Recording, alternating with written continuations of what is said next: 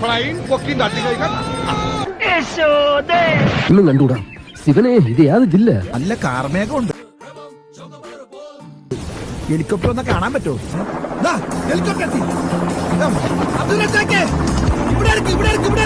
ആ പൊട്ടനൊന്നും മനസ്സിലായില്ല. എന്റെ പെടലി പോയി. ഇതിന്റെ ചക്കട വണ്ടി ഞാൻ ജപ്തി ചെയ്യും. എല്ലാത്തിനും കാണിച്ചു തരാം. എന്നാ നീ ഞാൻ 3000 രൂപ പറ്റിട്ടോട്ടെ.